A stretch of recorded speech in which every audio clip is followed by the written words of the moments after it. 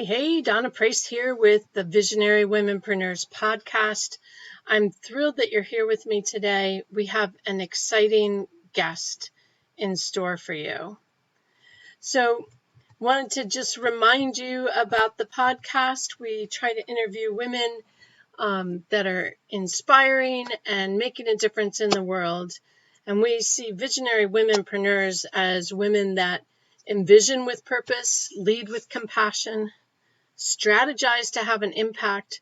They take consistent action to make it happen, and they take on the challenges and learn from them and celebrate their successes. We focus on 7 different areas: womenpreneurship, empowering women and girls, ending poverty, youth education, earth stewardship, health and well-being, and social justice. Today we have an incredible guest, Lisa Wilson, and we're going to be talking about leading with ease.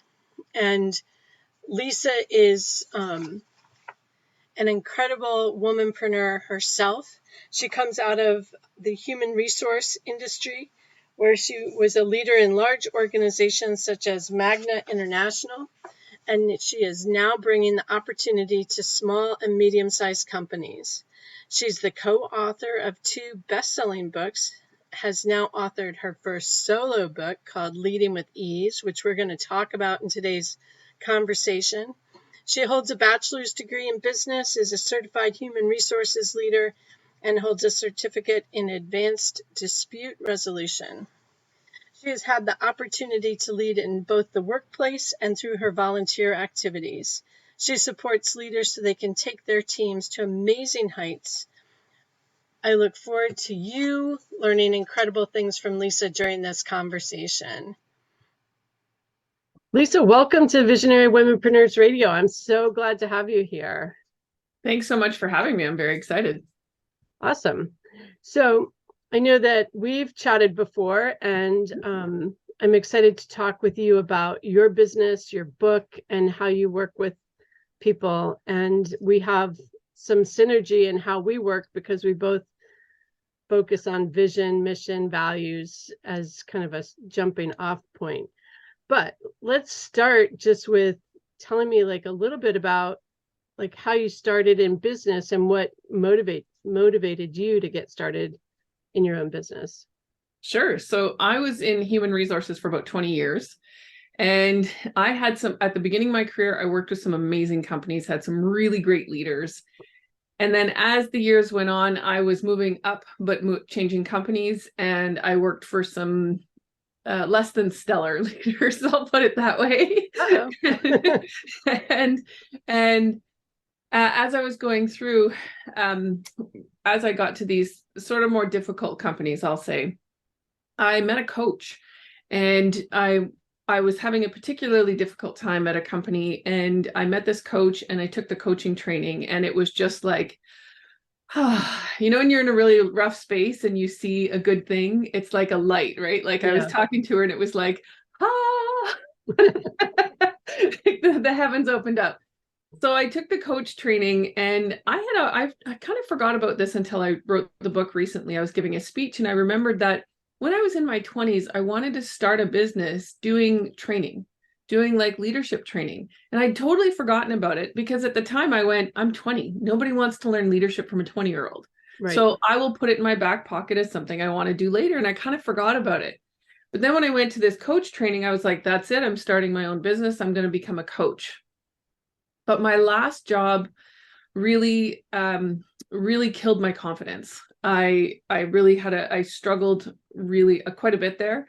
Initially, I could fight it. I was like, okay, they just don't work the way I do, but I'm here. I'm kind of stuck here for now.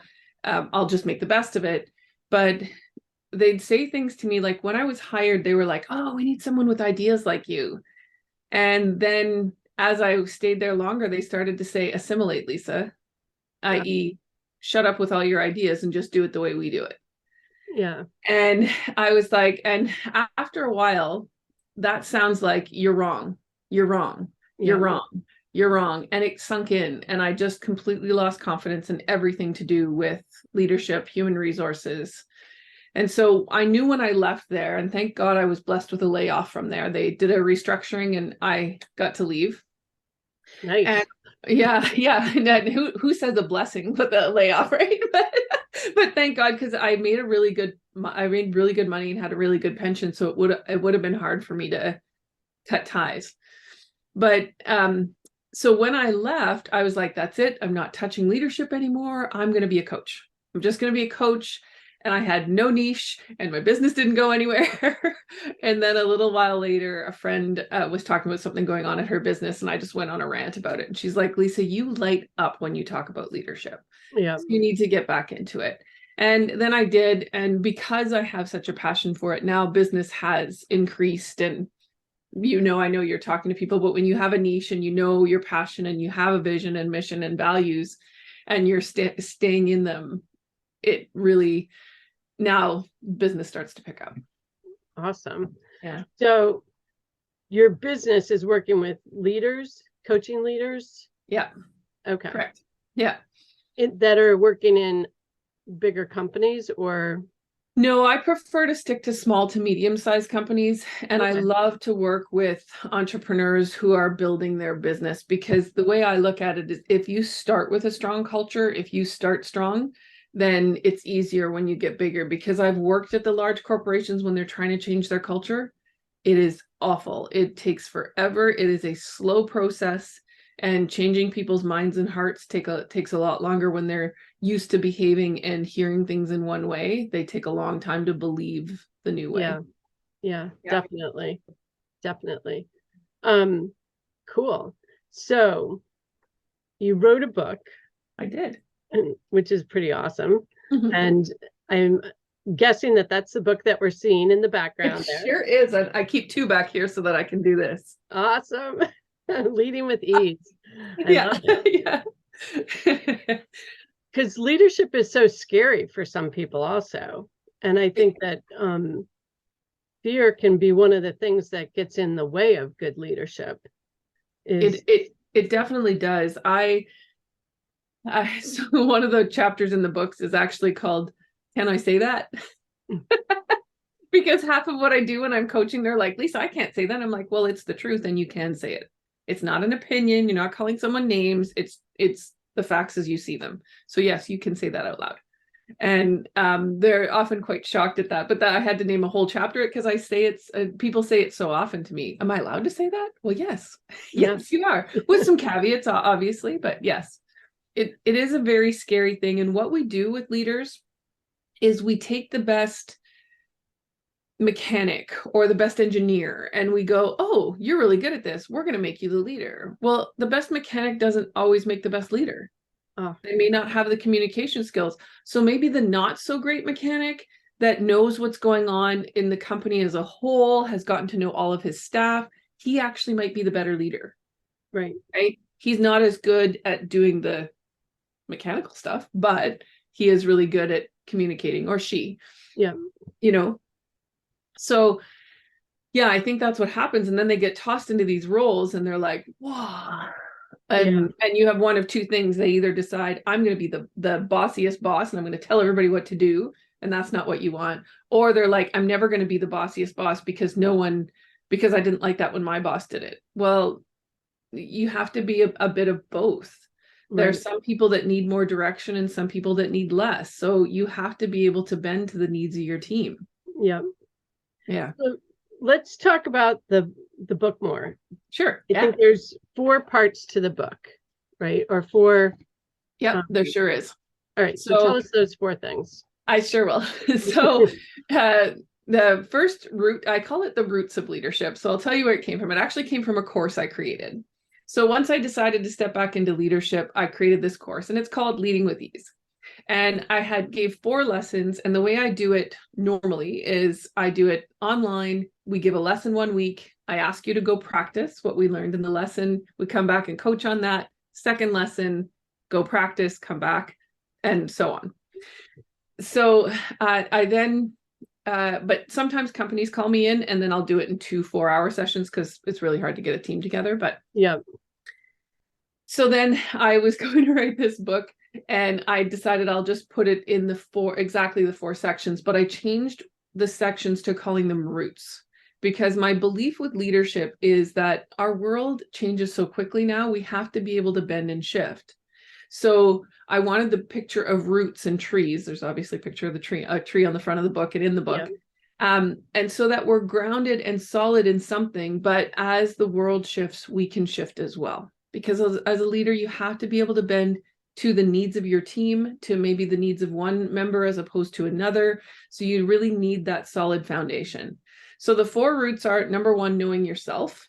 And when I teach the course, we actually do DISC. In the book, I give a description of what that is. DISC is a personality assessment. Yeah. And then other things like whether you're an introvert or extrovert, and what gives and takes your energy. So you need to understand your own personal energy. Yeah. The second section is where you and I meet. It's called Know Where You're Going. and that is, that's where we talk about mission, vision, and values. And that is the section that totally messed me up in the book. Because I was writing the book and we created a plan, and I was going to write 1 section, 3 chapters. Well, I have never taught mission, vision, and values in 3 separate lessons. So I didn't know how I was going to teach the 3 of them separately in 3 separate things, because they have to intertwine. They have to speak to each other, and they have to come from each other. So we changed the whole outline of the book then, and each section now had an introduction, because I needed to teach that these work together and then teach the three concepts. So this was the part of the book that just feels like it took forever. I think it took about a month, but I was working with a coach and I got to it. I'm like, I can't do this. I can't write this section. I just can't write this section. So she and I worked through, okay, we're going to put an introduction together. Awesome. Yeah. I teach it in 3 lessons. Yes. Yeah. But you're right. They are so connected to each other. Yeah. Yeah. Because I think, and this is the thing, right? Sometimes we have something in our vision, but then our values don't match that. Yeah. And that doesn't work out. Right. So it really doesn't work for us, because then we're making decisions that are trying to get us somewhere, but our values aren't taking us there. So right. they do need to match. Yeah, for sure. And what's the third root? The third is knowing your role. And knowing your role comes from, like I said, when I'm coaching, people saying to me, can I say that? Am I allowed to do that? Am I, like that? Often I'm just giving permission when I'm coaching. Yeah. So knowing your role. And the other place it comes from, so I'm not a big researcher, but Brene Brown is. And Brene Brown, in her Dare to Lead book, talks about, I listened to it on Audible, so I'm not sure how or where it is in the book, but she talks about when a leader steps into a role, the leadership role, don't know how they provide value to the company anymore. So when we're doing the work, and this works for entrepreneurs too, when we're doing the work, we're used to doing it all, right? And so for an entrepreneur, it would be like doing our website, doing all of our social media, doing the books, doing the, like we do everything. Once you start to pass that off, now you step into the role of leader, and for an entrepreneur, it's great, because I just had a quote the other day from someone saying, if you're going to be a thought leader, you have to have time to think. Oh, I love that. Right. So we start to pass it off though. And then all of a sudden that busy work that we used to do, we're not doing it anymore. In a company, like a larger company, it's the same thing. We used to, at the end of the day, have a spreadsheet or an email or a series of emails or something that we could hold on to or say, I completed this today. Yeah. When you step into that leadership role, it's like, oh, I ran all day. I'm busy. I'm exhausted. I was thinking, my brain is tired all of a sudden. I have nothing to hold on to. I didn't complete anything. Yeah. And often we have a list of 3 things that we needed to do, and they're not done because we've been putting out fires or running around helping everyone. Yeah. And so we really talk about, okay, what is your role now? Because it's not to do the spreadsheet. It's to get that spreadsheet done through someone else. Right. Right. And so now we have to, and I often say to people, leaders, they're like, well, I'm doing this much of the work. I'm like, you shouldn't be. You should not be. You should be doing 50% of the work that the rest of your team is doing or less. So I Mm, worked like with lawyers, and I had this lawyer who yeah. was like running the business. And I'm like, you can't have the same number of clients as your staff does. You have to run the business and do the books and do all of that stuff. You don't have time to take on Right. that many clients. It's, of course you're exhausted. Like you can't do both. You have to be the leader. Right. Um, so that's the third section. And then the last section is knowing how to discuss the tough stuff. So we do a whole thing on difficult conversations and how to prepare for and have those difficult conversations. Because that is another one where, again, like I said in the previous section, I'm often saying to people, yes, you can say that. Or did you talk to them? Did you ask them? Did you, like I'm Yeah. constantly saying, did you go have that conversation? Did you ask them why they chose to do that? Did you, like people are more reasonable than we think, but we sit back and we don't ask the questions and we don't talk and we just, and then we start to make assumptions, which is the other reason. That's the other thing I do is mediate, because a lot of times these things build and build and build because we didn't have the conversation at the beginning when we should have. Right. Yeah. Right. I find that with those conversations, they're scary for leaders often. Yeah. Um, so you procrastinate that because it's uncomfortable kind of conversation to have. But if you're having regular conversations with people and meeting more often, it becomes easier because you know what's going on. And Yes. so often, when I would talk with leaders, they're like, they do their annual performance review. And that's the first time they've talked to the person about how they're performing. And it's like, no, you've got to do more than that. Like, well, and so when I teach that there are zero surprises in a performance review. exactly. A performance review is a review. If you haven't talked about it prior to the performance review, it doesn't belong in the performance review. There should be no surprises. Exactly. And that comes from my own experience. One of my first jobs. So when I was in university, I used to work at a plywood plant. So I made really good money. I was able to pay my way through. But I realized at the end that I was like, oh, I'm going to be applying for jobs with zero experience.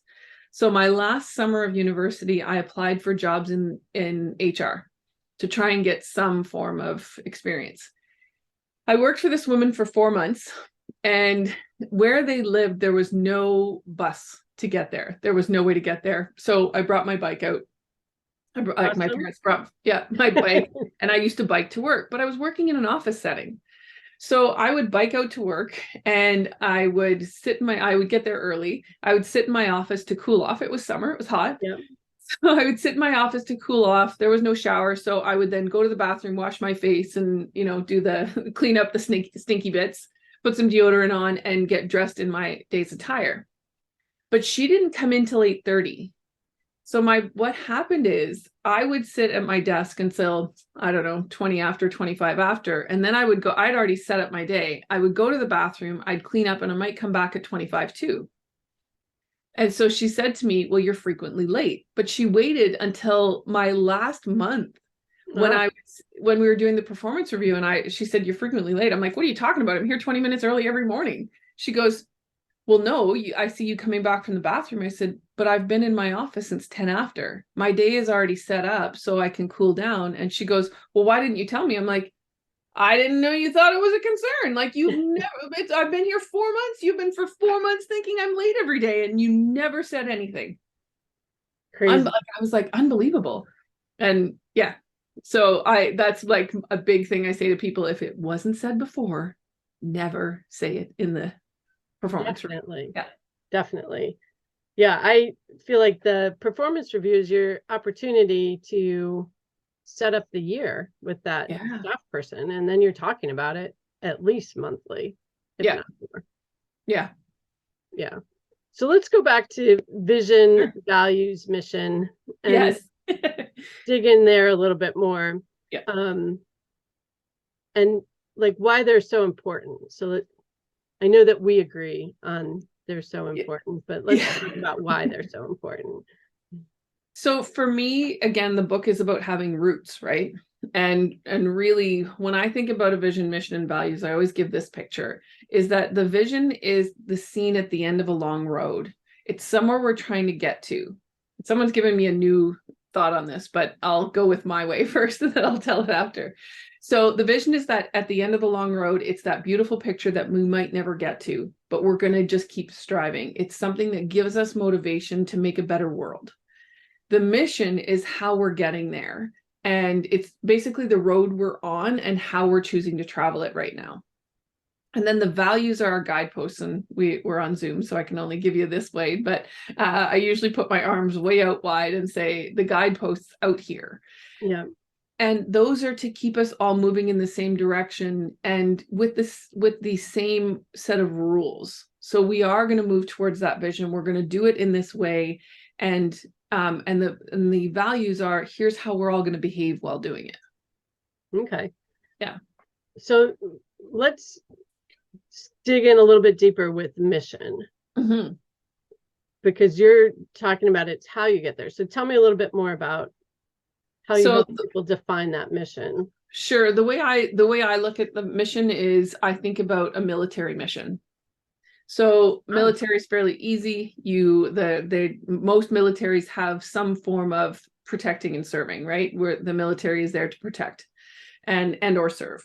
But then within that vision, I'm sure there's a vision of having a safer place or protecting our country or something to that effect. One would hope, yes. Yeah, something, yeah. So then within that, there are missions that people go on. So you might, a small group of people working together to do the same thing. So this is how we're doing that.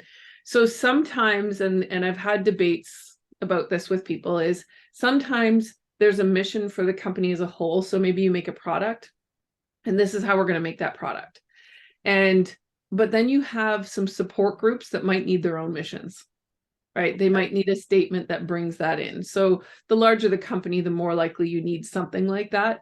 We had, but this is like I said, an argument that I've had with different people, but I'm like, well, but if I'm working in HR, I never touch a part, right?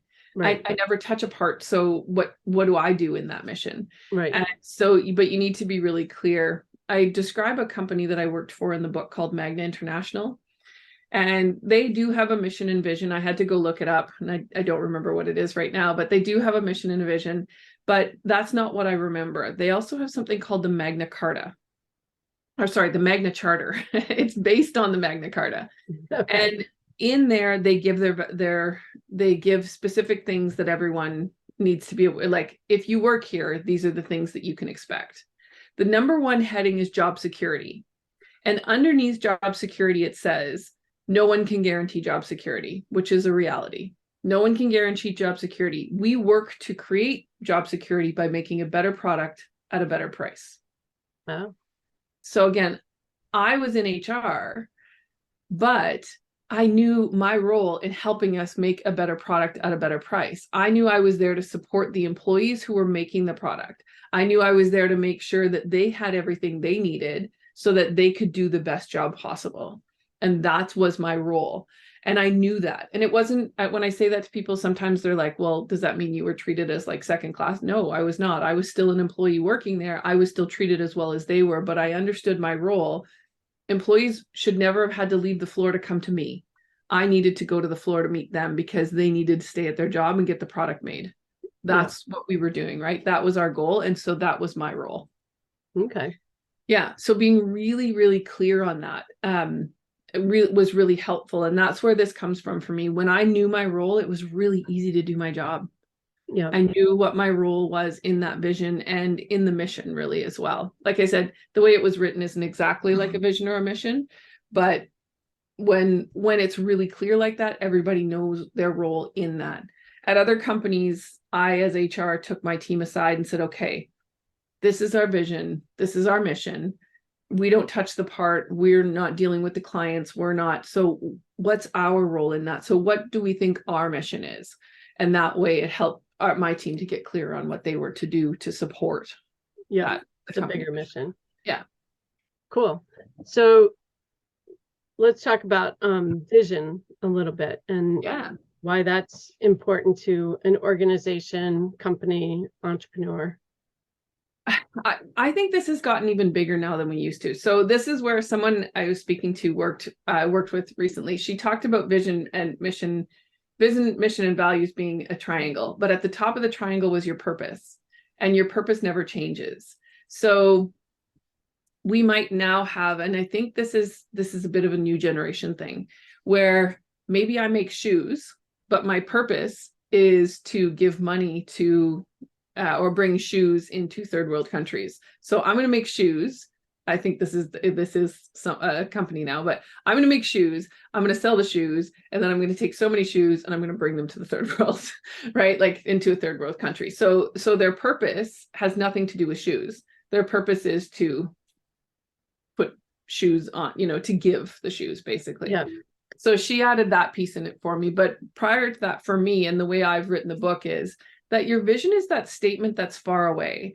So a better product at a better price is kind of a vision, right? We're always striving to make that. I used a couple other ones. There was, might need to open the book for these, but Magna does have a vision, and theirs now is improving mobility. They've changed their language to improving mobility. So theirs isn't just about making car parts anymore. They want to make it easier for people to move around the world. So it's something that we're constantly chasing. So we want to make the world of mobility better. Tomorrow we get something new that comes in technology wise or whatever. Well, now the way we do that has to change. And so now we have to work harder to improve that, right? Yeah. Or to get there. Yeah. So it's interesting because I would see that possibly as purpose. Yes. Yeah. Or mission. So I look at purpose. I talk about core purpose, which is closely aligned with mission.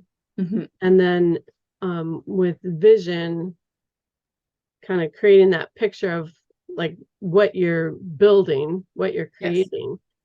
And I see in the coaching world a lot of, and I even have a course on vision boards, and vision boards are fun and everything. But for business, I think that the vision has to be about what you're building for your business, mm-hmm. not how you're going to feel driving the new car. Because I just keep hearing coaches talking about, well, imagine, go out and drive that new car. And I talk about impact. Impact of like, how are we going to impact the world? Like, how do our businesses impact the world? And kind of that ripple out effect of successful business means successful family. And then some businesses like the shoe company is donating a pair of shoes for every pair of shoes purchased, which is really cool. Mm-hmm. So we can choose different types of impact from our success. Yeah. And there's lots of different ways to do that. But then personal impact can be having a new car. Yeah. But it's not part of the vision. No. God, no. And like I have gotten kind of pulled into that whole vision board. And I mean, in my training, I did a vision board thing years ago. And a woman called me a couple months after the training and said, like I did the workshop with you and nothing's happened. And I said, well, what have you been doing? And she said, I've been looking at the vision board. And I said, okay, that's great, because that can be inspiring, but what have you been doing? And she hadn't been doing anything. And I think, from the movie, what was that movie called? The Secret. Yes. Everybody thinks, you create this vision board and then magically things just manifest and, like you just look at it and they just appear in your life. And it's like, well, no, you've got to take action. So yes, it's got to go from like, what am I building? So I've shifted myself, like how I'm looking at it and how I'm teaching it, of more like the corporation where you walk into the lobby and they've got the picture of the vision. Yes. Like we're building this new building, like that's part of our vision, so it's like, look at your business, like what's the destination for your business, your personal impact, the car, the house by the lake, the art, like are all great impacts, but they're not the vision. And I started to realize, so I created my website based on a lot of other coaches. And then I went, wait a minute, I've just sat back now and I'm getting my website changed as we speak. I have actually a page right here of here's all the changes I want. And one of the things is in the about section, it just talks about me.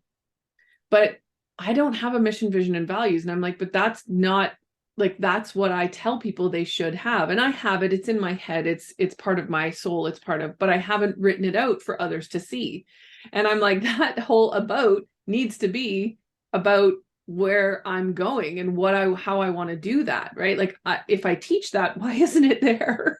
Right. Yeah. So, and I think that's important. And I think I don't like to get hung up on the purpose is this and the vision is this and the whatever. I think it's important to know where you're headed, however you want to state that. So when I spoke to this woman recently who was like, well, no, that's your purpose because the purpose is never changing. And I was like, okay, that makes sense to me. So my purpose is to create better leaders. Yeah. That like is a very simple statement. My purpose is to create better leaders. What's my vision? Well, I haven't gotten all that out there because for me, it was going to be my vision statement. My vision is creating better leaders. Right. You know, and I'll probably add some wording to that because again, with what I teach, but I use 2 examples in the book. And so I open them up for you. So Magna's, theirs is to create a better world of mobility responsibly. They put in another word in there. Yeah. And then this other company I used was called Cementation. Cementation is, I actually happen to be in a Toastmasters group with the founding president.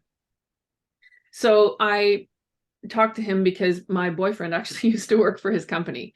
So I trusted that what he was saying to me was felt, he calls it at the face. I used to say it was felt on the floor. Right. So the people, whatever the vision we're putting up there is that the people who are doing the frontline work actually feel that.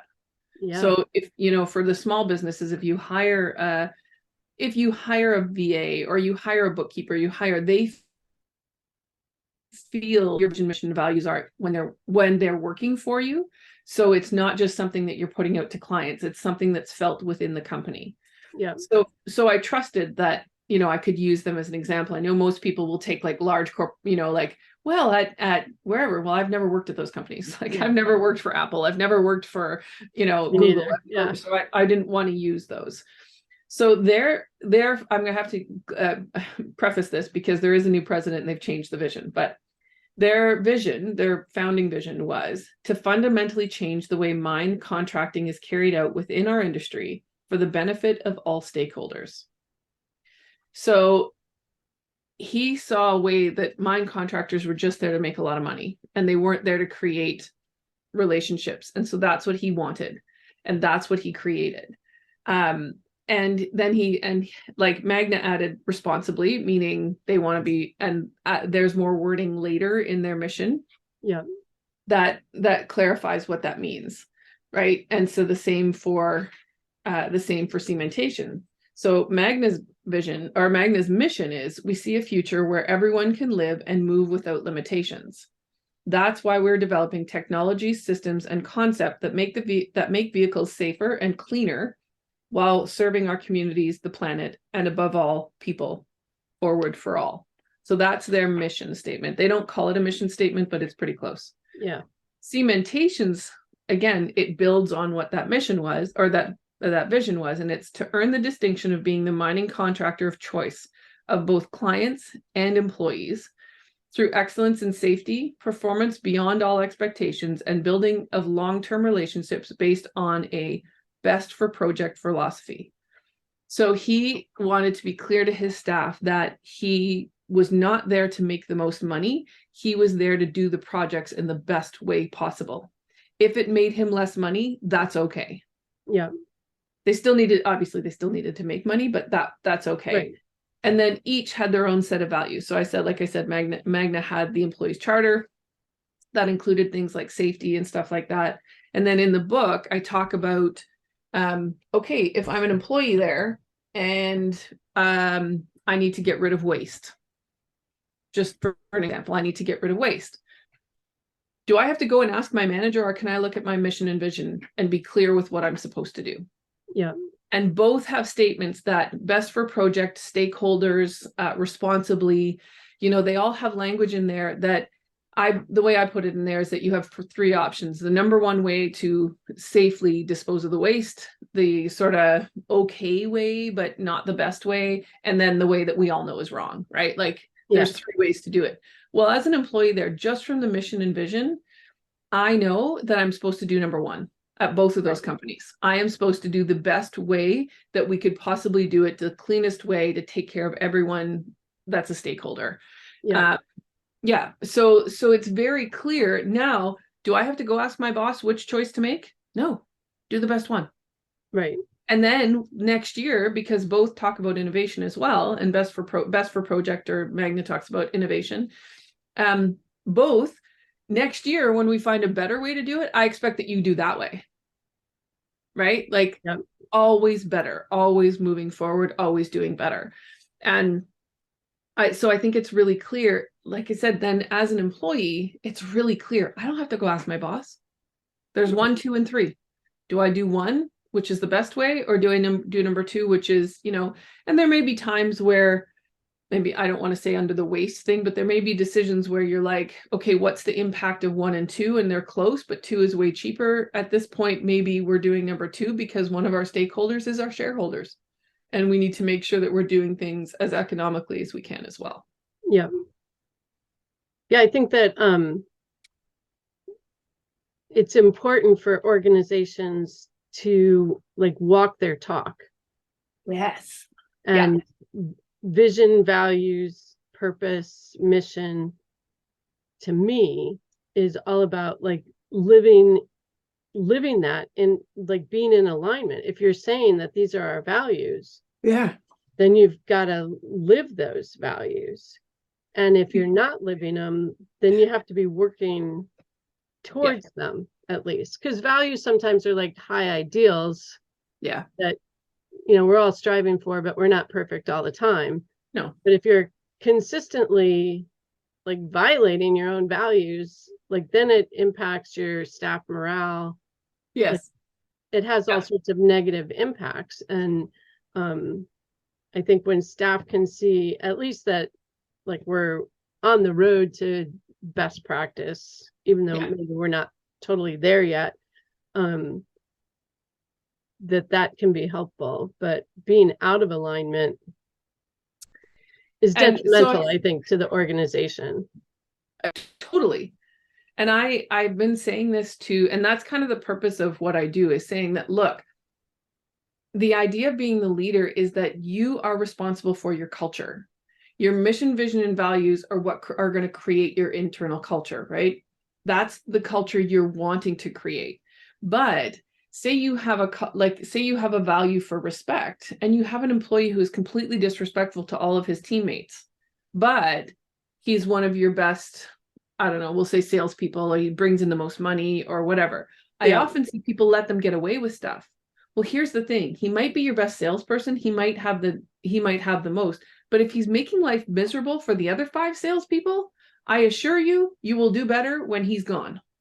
Right. Because now you've said, we have this value for respect, but if you're really good, you can just be a jerk. Right. So, and that's what I often see. So one of the things under the role is you are the keeper of the culture. It is your responsibility to deal with it when someone is acting or behaving outside of the culture you want to create. That is your role. And if you're not dealing with it, then it's your. I wrote I give away free ebooks on my website, and I wrote an ebook called "You're the Leader, so yes, it's your fault." Because the reality is that's your job. Your job is to keep the culture. Right. And if you're not dealing with it, and oftentimes that's what I'm working with. And I had clients, and it's very funny because they've recently merged with someone else. So, but I was like, and so in the merger, as you merge with something, things get uncomfortable for a while everybody learns things, right? So I was back and talking to one of the people, and I said, here's the thing, you've already done this. And he said, and I said, well, you are my example of a really well done change. And he was like, oh, and I said, well, I went in and I worked with them. I coached all of the leaders there, took the leading with ease. And we also worked with the team itself and created some rules to work by. So I went in, I said, what's everyone dealing with? What do we want? And then we created, okay, here's what we're going to live by.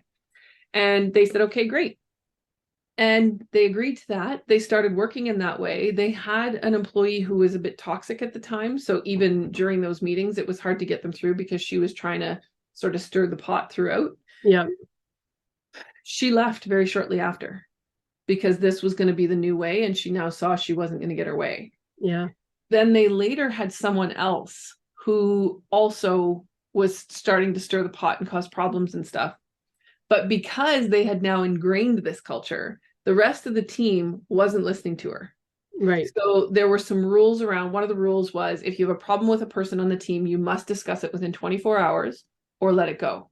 It has to be discussed within 24 hours or let it go. And I mean, within reason, if something happened on Friday and you talk to them on Monday, like we said within reason kind of thing, or someone takes vacation, talk to them when they get back. But so we said, you must. So, and you must speak to the person with whom you have the offense or the rub or whatever. So that was one of the rules. Well, this person was going around trying to stir the pot about other people and no one would listen to her. And not only would they not listen to her, but they said, she just keeps trying. And they went to the boss and said, you need to deal with it. And so he did. Yeah. And I was like, see, this is what happens when you ingrain the culture, it will keep itself. Right. But when these kind of things happen, so he did, he tried to deal with her several times. He brought her in, had the discussions, and she couldn't see it. And she also eventually left by her own choice. So the culture was so strong that she wasn't going to get her way. She wasn't going to be able to stir the pot. She wasn't going to be able to do the things she wanted to do.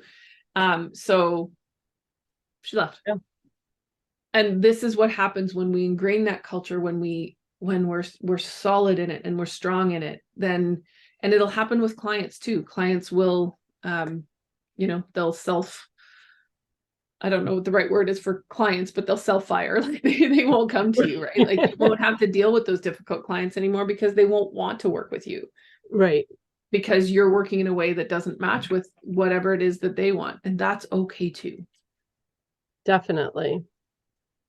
So I want to spend just a little bit of time talking about like your business and how it's been being a womanpreneur and working with companies, small, medium-sized companies. How has that affected your business?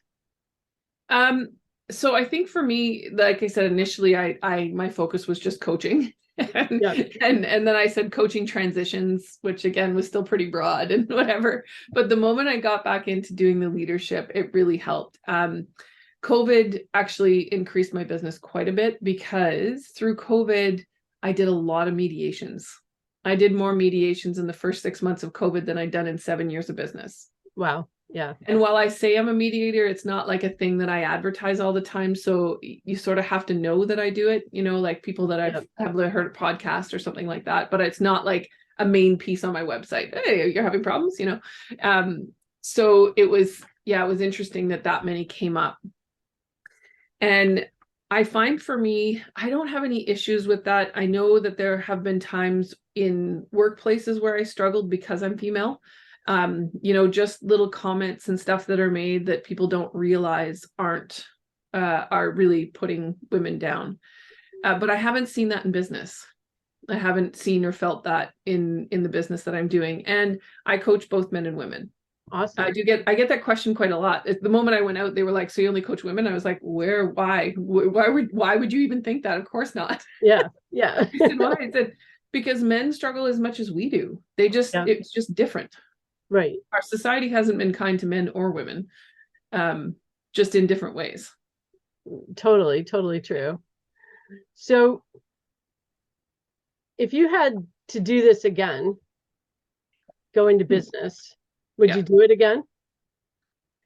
Yes. Would you do it sooner or? No, I don't think so. I think that So hindsight is 2020. While Right. I was working at that company and dealing with the rebuilding of my confidence after leaving there, I would have said, good Lord, no, I should have left sooner.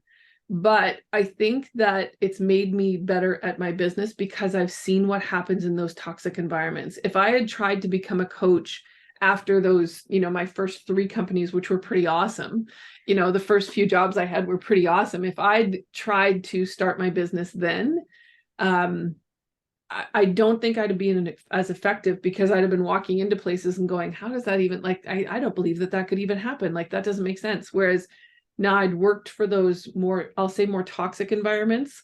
Some were better than others. Like I said, the last one for me was the worst, but because I've been there, now I get it. And I get what it feels like. And I get how awful you feel. And at that last company, I was on both sides of complaints. So someone made a complaint about me, and then I had to make a complaint about someone else. And I understand, and again, hindsight is 2020. And I look back and went, wow, that environment was so toxic that an HR manager felt she had to put in a full out complaint to get anybody to do anything. Yeah. That's pretty sad, right? Yeah. Like, that's not behavior I would have ever had anywhere else. I would have gone and dealt with the person head on. Yeah. But I was like, can't do that here. Got to make a full complaint. Yeah. And so I get that culture now, and I get what happens, and I know I have I'll say I know from my experience how people feel, but I know that everyone has their own feelings around things, and even in the exact same situation, people would felt differently than I did. But it's always so hard because I worked with some wonderful people there, and some are still friends and stuff. I really think highly of the people I worked with, but the culture was just, not good. But I think it really served me. So I think if I tried to go out any sooner, I think I would have been blindsided because I'd only worked for a great company. Yeah. Yeah, I sort of agree. Like, hindsight, of course, is 2020. But it's part of the journey of like getting ready or getting the skills to do what you're doing. And I like being on the entrepreneurial journey. Yeah. Yes. You know what? I think I was always meant to be. So I switched jobs every 3 years or so. I often change jobs after 3 years. And someone said, someone who was working for me said, oh, but I'm changing jobs too quickly. And I said, I change jobs every 3 years. I still continue to get jobs. Yeah. And she said, really? And I said, yeah. I said, because I need new. It's just part of who I am. I need that. I like the new. I like something new and interesting in a new project and a new, so I think I'm a person who was meant for consulting. Yeah. Go in, make the changes, and come out. That's kind of what I was there for. And I have no interest in leading the teams. And I was talking to someone, we do similar work, and she was like, yeah, I go in for 3 months and I do this and that and the other. And she said she was talking to someone there, and she's like, it's okay, I'm here. I'm like, but you're not. You're only there for 3 months. You need to support the leaders in getting to where they need to be. So you're not like, so I was like, woo, that's not like, that's not kosher for me. And I'm very clear about that right from the beginning. I'm not here to lead for you. I'm here to get you to lead in a way that you want, that's going to, fulfill your vision, and that's following your values, not mine.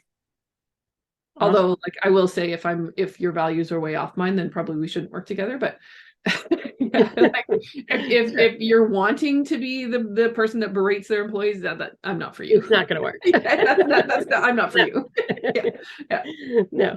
So, one of my early jobs, I think, out of high school, I worked at a state institution. I was working with people with disabilities, and one of the staff said, if you're here for 3 years, you're here for life. And I was like, oh no, no, yeah. And you saying you switch every 3 years reminded me of, like, time to go. That's awesome. Yeah. But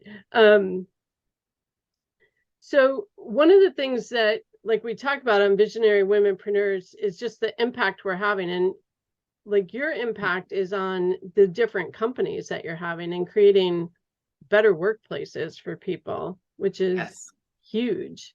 So that they're not in toxic workplaces and their companies can be more effective as a result of it not being toxic, which is just so important. Yeah, I got a stat the other day, and I'm going to have to go back and look for it, but that something, I think it's like 117%. You get 100. I can't remember what the percentage is, but when you have a good workplace culture, it's some ridiculous number of better productivity, like 117% better productivity. Yep. Yeah. So I'm just trying to look and see if I can find it. I went through I did a web search, and anyway, it was a crazy high amount, right? Yeah. Like I was like, wow. Yeah. Yeah. I think when people feel good about their jobs and where they're working, Oh, they're I going to found it. perform better. 140. Okay, so a stat, I had to ask where it was from. I did this through ChatGPT, but I said there's a stat from a Gallup poll that it says companies with highly engaged employees outperform their competitors by 147% earnings per share. Wow. Yeah. And then I got something later, and again, really high numbers. You just think, wow, 140% of earnings. And another one was research shows that companies with happy, engaged employees have 20% higher productivity rate and 25% higher profitability rate compared to companies with disengaged employees. Says something for having good workplace culture, good leadership. Yes. And I think we don't put enough emphasis on it. And it's probably because, and I come from more the like feelings and, hey, so I went and found these stats for that reason, is because I know that there's some people that are like, yeah, Lisa, blah, blah, blah. Well, but if I can say to you 147% higher earnings per share, 20% more productivity, and 25% higher earnings, like that's huge. Yeah. Yeah. Yeah. And just by being kind, really. Right. Just by being who you say you're going to be. For a lot of people, if it is a toxic work environment, they're looking for another job. Yes. And so you have the impact of that constant turnover, retraining, and the cost of that is huge to replace an employee. Yeah, it costs 3 times the employee's salary to replace them. Yeah, I was going to say 2.5, but yeah. So huge impact. Yes. For not keeping people happy and not being a good place to work. Yeah. Where can people find your book or find one of your free ebooks? Nice. So on my main website is lmwcoaching.ca. That's the main website, but you can purchase the book through leadingwithease.ca. And there's also courses there and stuff that you can, if you want to take the full course, the information's all there for you as well. Awesome. I want to thank you so much for coming on today. It's been great to interview you, and such important work that you're doing. Thank you. I encourage people to go to Lisa's website to get her book, Leading with Ease, and to learn more about her coaching at lmwcoaching.ca. And the links will be in the show notes. And thank you again for being here. Thank you so much. This was a lot of fun. Thank you so much for being here today, listening to the Visionary Womenpreneurs podcast, or watching us either here on Spotify or on YouTube. Really appreciate you. Remember, you can subscribe to the podcast on your favorite podcasting platform and subscribe. Please leave a comment. We'd love to hear from you. We talked about the field guide during you can pick up the Visionary Womenpreneurs Field Guide at compassroseconsulting.com/field guide. Be sure to grab your copy. My other books are there as well. So thanks once again for being a listener to the Visionary Womenpreneurs podcast. I look forward to talking with you next time. In the meantime, take action, make it happen, live your vision, and have some fun.